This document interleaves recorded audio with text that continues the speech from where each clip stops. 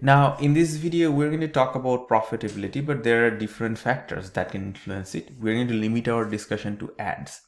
Now, when we're talking about making your account Amazon channel more profitable from ads perspective, what we're essentially talking about is reducing the tacos, the true ACOS, true ad spend at cost of sales, right? Now, there could be different scenarios when we are talking about tacos. The one that we are going to discuss is, let's say you have been growing your account. You had a growth objective for a very long time, maybe the past 6 months, maybe 1 year, or even longer, and you have heavily invested on ads.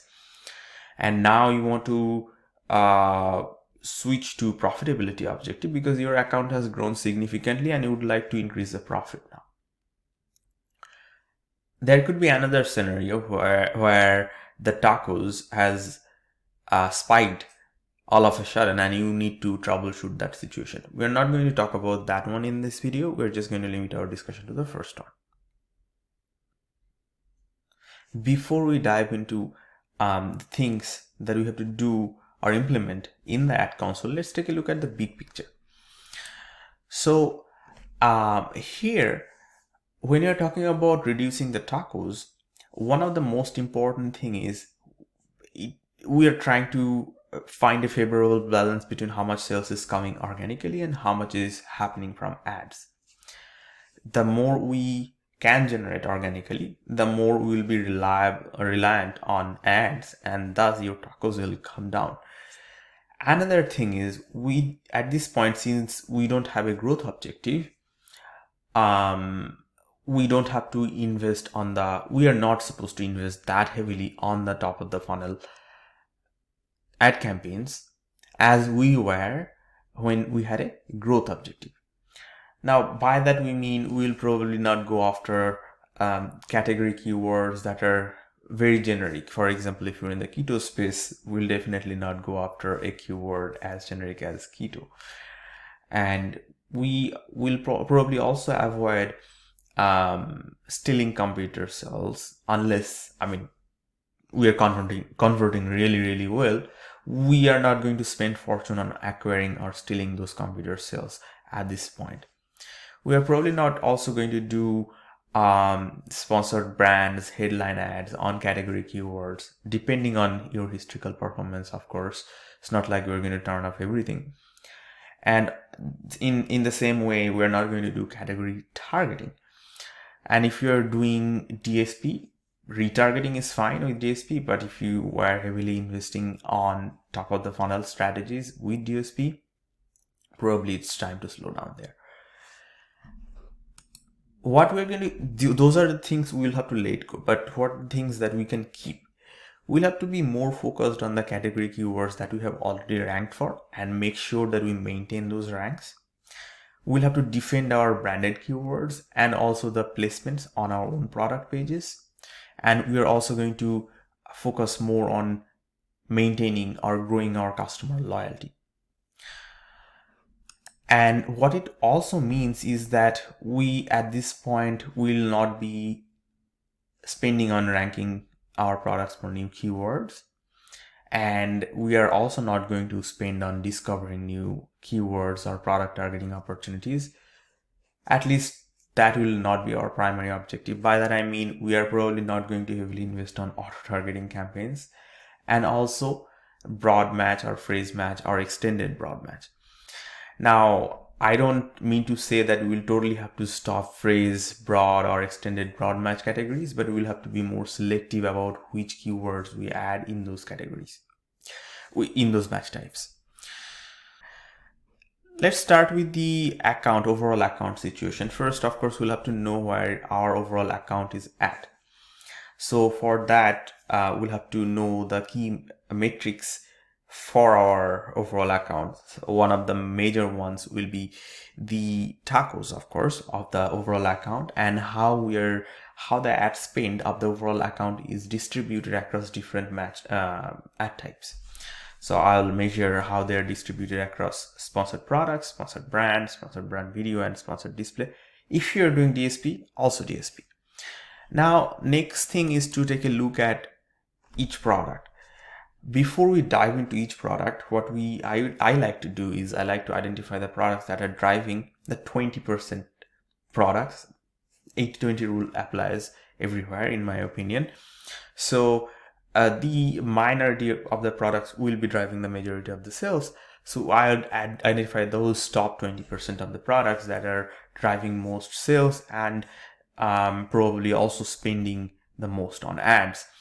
Now we'll do the same calculation for all of these SKUs. We'll calculate the tacos, we'll calculate the budget distribution across different ad types at the SKU level. And at this point, we'll also identify the SKUs that are not aligned with our objective for the SKU. I mean, taco objective. And once that's done, we'll try to see, we'll take one SKU at a time, and then we'll try to understand the campaign structure that is being followed, that is in place at that point of time. And we'll also see how those campaigns are spending and what are those minority number of campaigns that are spending majority of the product of the budget. And the reason behind doing this is, let's say if the SKU is not at the target tacos, and you need to adjust the if you know which campaigns are influencing it the most, if you adjust those campaigns, then that will impact your key metric the most.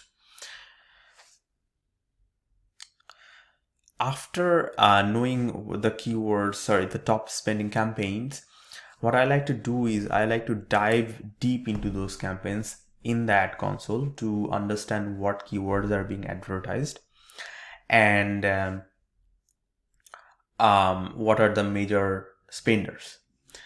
Now, let's say you have identified a keyword that doesn't seem to perform well, the conversion rate is not good, and you want to do something about it. Before doing something, I like to gather more insight. So what I do is I would like to see what are the other campaigns where the same keyword is being advertised in different match types, and see if I can identify a pattern. And also I'd like to understand what are the search terms that are being generated from the same keyword. And even after that, even before taking any action for that keyword, I also like to understand the search terms.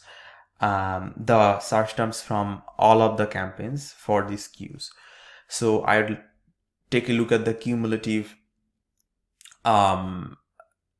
matrix for all the search terms that are being triggered from all of the campaigns together for the SKU.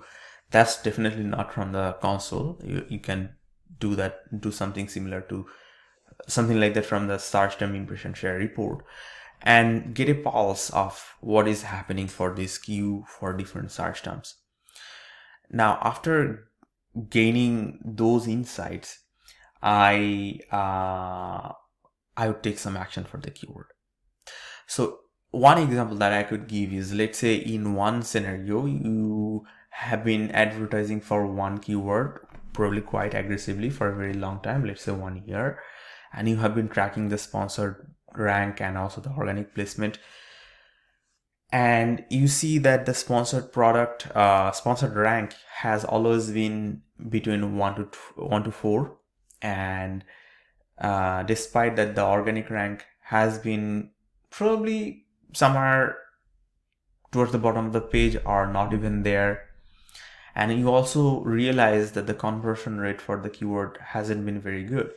Now, what's happening for this keyword, for this SKU, is the taco contribution that is coming for this from this keyword for this SKU is almost going to be close to the ACOS. The reason I'm saying this is because perhaps most of the sales are coming from the paid placement. Now, let's say, think about it.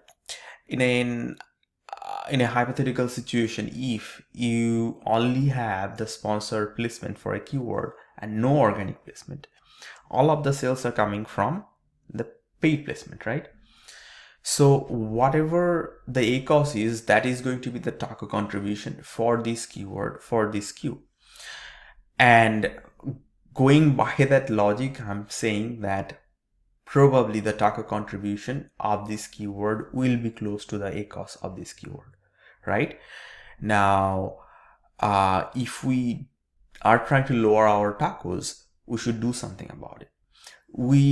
The way I would do adjust it is, I would probably try to not get that many sales. I'd probably try to slow down on this keyword, reduce the bid in such a way that the CPC come down to a level where even if we convert, the ACOS will be very low, and we don't have to get sales at the same velocity from this keyword, but whenever it converts, it will convert profitably under our target tacos. And another thing that you could do is, of course, if it is doing that bad, you could decide to kill the keyword too. Now, let's move on to what we can do at the search term level. Now, I already mentioned something that I like to take a look at the cumulative search terms for these queues that are coming from all of the campaigns for this queue.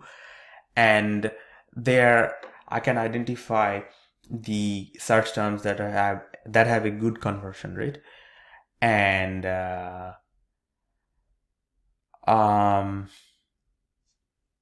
another thing would be to take a look at their impression share rank and percentage of impression share.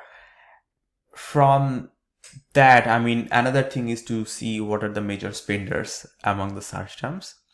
If I feel there is a major spending search term that is not converting that well, and it will reflect in the ACOS too for that search term, and you decide that you would like to do something about it, you would like to improve the taco contribution for this search term, you'll have to detect where these search terms are being triggered from, which campaigns and ad groups, and then take some action. By that I mean you will have to try to reduce the CPC to some extent, or totally decide to kill that search term based on how severe the situation is. And that's about it. We didn't go into how to gain more impression share for the search terms, because that was not the topic of this video. I just wanted to talk about how to reduce the tacos and make ad more efficient so that your profitability increases. I hope you found this helpful. If you have any question, please feel free to leave a comment, ask me a question, I'll be happy to respond. And if you would prefer to do a one-on-one with me, I'll have some slots available every week, and I'll leave the link in the description. You can book a call with me from there. Thank you so much.